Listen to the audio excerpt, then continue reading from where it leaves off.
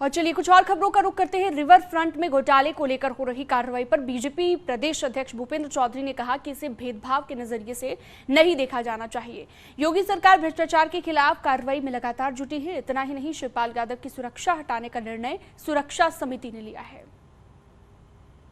Bharatiya Janata party के प्रदेश अध्यक्ष भूपेंद्र चौधरी जी हमारे साथ में हैं। सर, तीनों सीटों में जो उपचुनाव की हैं, क्या स्थिति देख रहे हैं? भारतीय जनता पार्टी अपने आप को कहां पा रही है, जिस तरह से मैनपुरी में चुनौती सामने आ रही है? देखो, सभी राजनीतिक दलों के सामने, हमारे सामने भी अच्छा करने की, बेहतर करने की चुनौती के साथ हम लोग मैदान में। हमारी खतौली हमारी सीट है। पिछली बार हम जीते थे 2 बार से। रामपुर और मैनपुरी हम नहीं जीत पाए थे, लेकिन हमने पूरी तैयारी की है। अपने कार्यकर्ताओं के काम देकर, काम का बंटवारा हम लोगों ने करके पूरी तैयारी की है। और हमारी सरकारों ने जो काम किए हैं, योगी जी के नेतृत्व में, मोदी जी के नेतृत्व, उन पूरे रिपोर्ट कार्ड के साथ हमारे सभी कार्यकर्ता जनता के बीच में हैं। और मुझे विश्वास है कि इस बार मैनपुरी की और रामपुर की और खतौली की महान जनता का आशीर्वाद हमें मिलेगा। निश्चित रूप से हमारी सरकारों ने जनता के लिए बेहतरी के लिए काम किए हैं। उन कामों के आधार पर जनता मन बना चुकी है। हम खतौली भी जीतेंगे, हम रामपुर भी जीतेंगे और हम मैनपुरी भी जीतेंगे। सर, समाजवादी पार्टी आरोप लगा रही है कि जब से शिवपाल यादव जी अखिलेश के साथ गए हैं, कहीं ना कहीं भारतीय जनता पार्टी सरकार की तरफ से भेदभावपूर्ण कार्रवाई हो रही है। कल जिस तरीके से शिवपाल यादव की सुरक्षा हटा ली गई और रिवर फ्रंट मामले में भी जांच एक बार फिर शुरू हो गई है, परमिशन मांगी गई है सरकार से। जहाँ तक सुरक्षा का विषय, सुरक्षा किसे उपलब्ध कराई जाए, किसे उपलब्ध ना कराई जाए, इसकी एक विधिक प्रक्रिया है।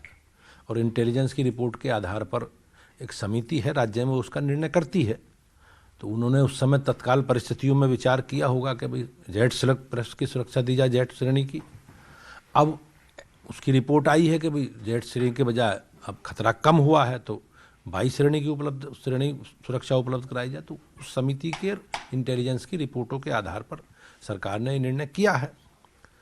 और जहाँ तक रिवर फ्रंट घोटाले से विषय, हम लोग संकल्पित हैं, हमारी पार्टी, और हम संकल्प के साथ अपने इस विषय को लेकर आए हैं कि जो भी संस्थाएं, व्यक्ति किसी भी भ्रष्टाचार में, अनैतिक उसमें लिप्त हैं, उन सबके खिलाफ कार्रवाई की जाएगी। ये हमारी प्राथमिकताओं में है।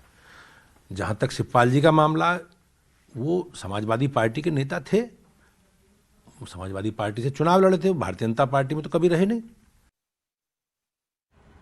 और अगली खबर है ग्रेटर नोएडा से, जहां पर दादरी लोहारली टोल प्लाजा पर किसानों का हल्ला बोल देखने को मिला। 40 गांव के किसान टोल प्लाजा पर बैठे और अपनी मांगों को लेकर धरना दिया। खराब सड़कें, स्थानीय युवाओं को नौकरी, रोजाना जाम और स्ट्रीट लाइट जैसी कई समस्याओं को लेकर किसानों ने मोर्चा खोल दिया है। मौके पर पहुंची पुलिस फोर्स ने किसानों को समझाने की भी कोशिश की। हम खुद लड़ाई लड़े हैं, 14 महीने हमने बॉर्डर पे काटे हैं, हमको पता लड़ाई कैसी लड़ते हैं। हमें अपना अधिकार चाहिए। अरे पैसे ले रहे हो आप, टोल वसूल रहे, फटे भाव रहे, लाइट मांगे पूरी नहीं होती तो लड़ाई बहुत दूर तक चलेगी। प्रदेश भर के बिजली कर्मचारी अनिश्चित काल के लिए कार्य बहिष्कार पर हैं। वाराणसी की बात